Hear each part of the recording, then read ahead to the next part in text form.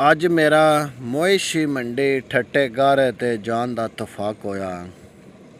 ਮੰਡੀ ਫਿਰ ਫਰਾ ਕੇ ਜਾਨਵਰ ਲੈ ਦੇ ਕੇ ਨਿਕਲਣ ਲੱਗਿਆ ਆ ਸਾਨੂੰ ਉਹਨਾਂ ਇੱਕ ਪਰਚੀ ਦਿੱਤੀ।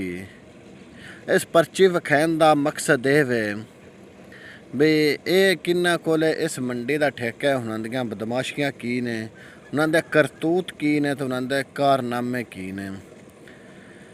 ਅਸੀਂ ਜਾਨਵਰ ਲੈ ਕੇ ਉੱਥੋਂ ਨਿਕਲਣ ਦੀ ਕੋਸ਼ਿਸ਼ ਕੀਤੀ ਵੀ ਪਤਲੀ ਗਲੀ ਅਸੀਂ ਨਿਕਲੀਏ, ਲੇਕਿਨ ਪਤਲੀ ਗਲੀ ਉਹਨਾਂ ਸਾਨੂੰ ਨਹੀਂ ਨਿਕਲਣ ਦਿੱਤਾ।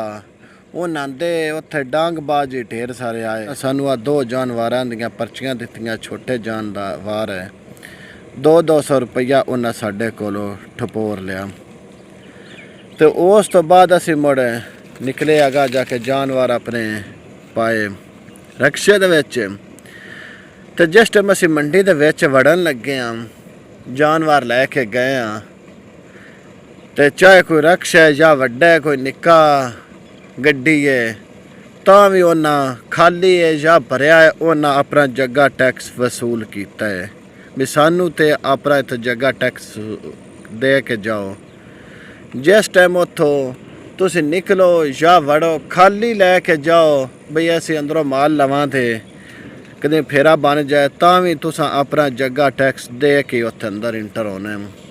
ਜਿਸ ਟਾਈਮ ਉੱਧਰ ਨਿਕਲਣਾ ਹੈ ਉਸ ਟਾਈਮ ਜਾਨਵਰ ਜਿਤਨੇ ਹੋਏ, ਫਿਰ ਜਾਨਵਰ ਛੋਟਾ 200 ਤੇ ਵੱਡਾ ਗਲਬਨ ਅੱਗੇ 500 ਆਇਆ, ਹੁਣ ਤੇ 1000 ਰੁਪਇਆ ਗਲਬਨ ਕੇ 800 ਰੁਪਇਆ ਵਸੂਲ ਕਰ ਰਹੇ ਨੇ ਮੁਖਤਲਿਫ ਜਿੱਥੇ ਕਿਸੇ ਦਾ ਹੱਥ ਪਾਉਂਦਾ ਪਿਆ। ਲੇਕਿਨ ਇਸ ਪਰਚੀ ਦੇ ਉੱਤੇ ਕੋਈ ਜਾਨਵਰ ਦੀ ਕੀਮਤ ਨਹੀਂ, ਕੋਈ ਕੁਝ ਨਹੀਂ। ਲੇਕਿਨ ਉਹਨਾਂ ਉੱਤੇ ਹਦਾਇਤਨਾਮੇ ਬੜੇ ਲਿਖੇ, ਲੇਕਿਨ ਦੂਜੇ ਹਦਾਇਤਨਾਮੇ ਜਿਹੜੇ ਹੈ ਨਹੀਂ ਹੈ ਨੇ। ਲੇਕਿਨ ਉਹਨਾਂ ਇੱਕ ਲਿਖਿਆ ਜਿੰਦ ਉੱਤੇ ਲੀਕ ਵੱਜੀ ਹੈ, पराली के पैसे अलहदा होंगे। वाह मजाल है अगर उत्थे इन्ना कोई पुत पराली का इंतज़ाम किया है या नहीं किया, उन्हें पराली दे 100 रुपया के 200 रुपया वड्डी गड्डी दे ज़्यादा पैसे वो वसूल करते ही करते हैं।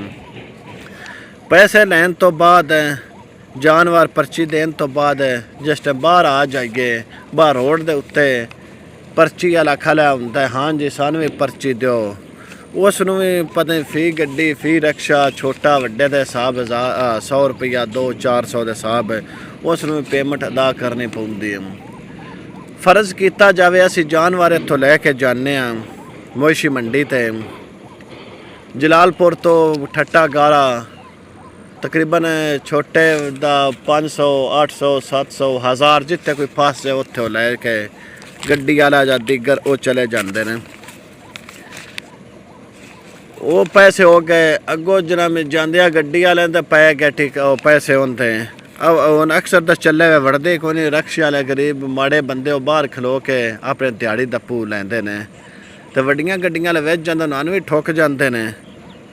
तो और उस तो बाद जिस टाइम उत्थे जाइए आप भी असी साफ जरा कोई विके या ना विके उदों हटदी फिर मुड़ पै जाने, मुड़ किराया बड़ा, ये बस नदियाँ इस तरह निज़ाम चलता रहता। लेकिन मंडी का ठेके करोड़ों के हिसाब होंगे। पिछले गुज़श्ता सालों के तकरीबन 6.5 करोड़ रुपया ठेका आया, तो हुण तो मैंने शक नहीं मालूम किया उन्होंने ठेकेदार ही कोई नवा सी, तो हुण तो ठेका भी ज़्यादा उन्हें, लेकिन कोई सहूलत नहीं।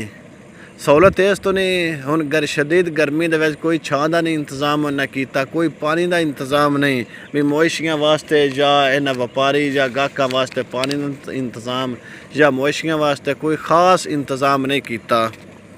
ये सूरत हाल है। लेकिन पैसे लैन की वेरी इन्हां डांगबाज हर मंडी के हर कोने ते हर रोड ते पाए ने भी मते जितों जाओ जी हाँ जी पर्ची दिखाओ जी, पर्ची विखा के लगने मते तुसीं आखो जी हो गया तो वलैट के मूँह पाओ भी भुख लगी इनू चूड़ दे जाइए, वो कोई सिस्टम अगर पर्ची ना होए तो फिर जवाब जे।